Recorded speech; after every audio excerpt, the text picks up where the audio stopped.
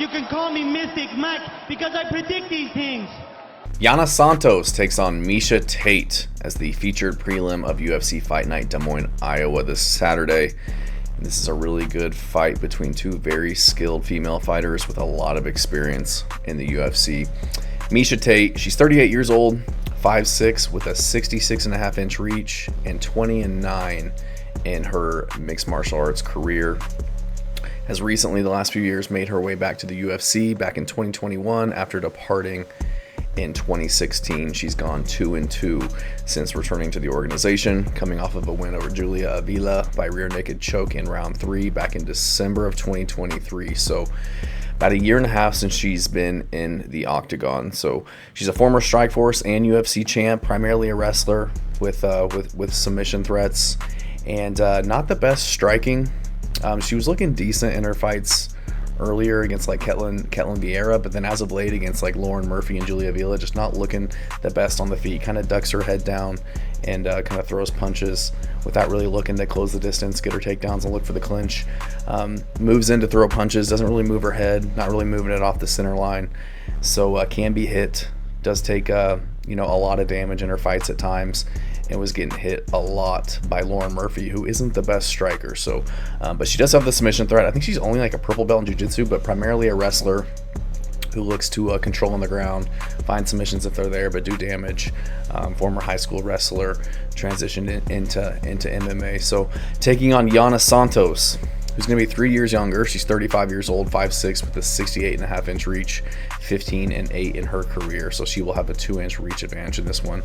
She's a Taekwondo black belt, so very good striker, kind of more of a Muay Thai striker with good kicks to the legs, to the body, good side kicks, front kicks, things like that. Moves very well, great lateral movement where she's just kind of hard to find, hard to pin down by her opponents. She feints a lot, throws really good kicks at range, picks her spots to engage, really crisp combos, really good straight punches. We saw that in her fight with Chelsea Chandler, just using her reach really well, even dropped her at the beginning of the second round, but very strong, especially in the clinch. She was having really nice clinch work against Chelsea Chandler, who would kind of push her up against the cage, but she was able to get her underhooks, throw some knees and circle off and get back to the middle of the octagon where she wanted to work. Same kind of theme with Carol Hossa, was having a lot of good clinch work, landing knees in that fight. Lost to Irene Aldana, where she did get caught on the feet and drop, but she was looking really good and really aggressive in that fight.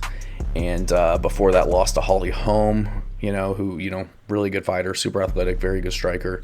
So no shame in that one, but those two fights were after she actually had a baby. So she lost to Irene Aldana, had a baby, and recently came back in March of 2023.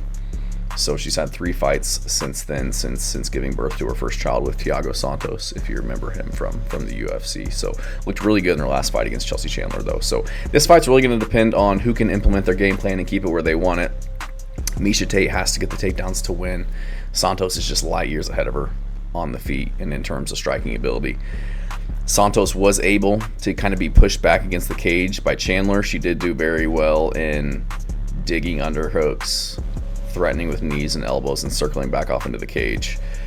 So I think this is a very 50-50 fight, and the odds suggest that as well, with Miesha Tate being like a -130 favorite, but I am going to have to go with Yana Santos to get this one done.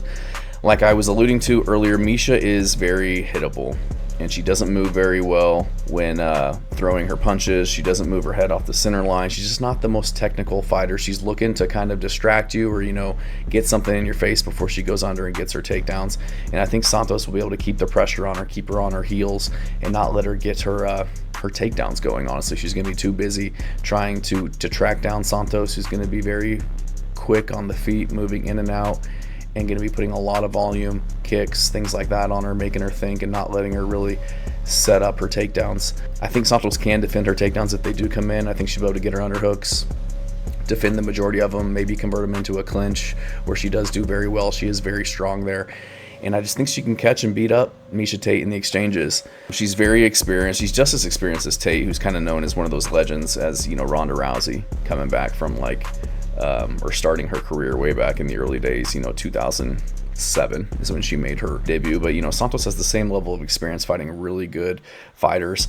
And she's fought the most recent as well. She fought just back in August, where she looked probably the best we've seen her, if not ever, at least in a long time, against Chelsea Chandler, who, again, not the best opponent, as we saw last week with her getting pieced up by Jocelyn Edwards. But still, she looked really, really good in her stand-up and defending takedowns, and just her overall, you know, well-rounded skill set. And Tate, she hasn't fought since December of 2023 against Julia Vila, where she was really able to just get her takedowns and, you know, implement her ground attacks and get the finish. But Julia Vila, you know, I don't think she's as high level as Yana Santos, and that's a year and a half off since she's last fought. She's 38 years old. Her fight before that, she lost to Lauren Murphy, and that was in July of 2022. And Lauren Murphy, you know, she isn't the best striker either, and she was hurting her. I think she might even like broke her orbital bone, was blooding up her nose. Her eye was just very swollen from the damage that she was taking, and she couldn't really get her takedowns on Lauren Murphy, who's not primarily known as a wrestler, and she was 38 years old at the time. So it just wasn't the best showing against somebody like Lauren Murphy, who I think Jana Santos beats, honestly. Santos is just, you know, she's been a little bit more active as of late. She's 3 years younger, much better striker, gonna have the 2-inch reach advantage. I just think she's gonna be a little bit busier on the feet, more technical. Maybe she gets taken down once or twice in the fight, but I think she will be able to stay safe, work her way back up to the feet, and get this one done by decision. Thanks.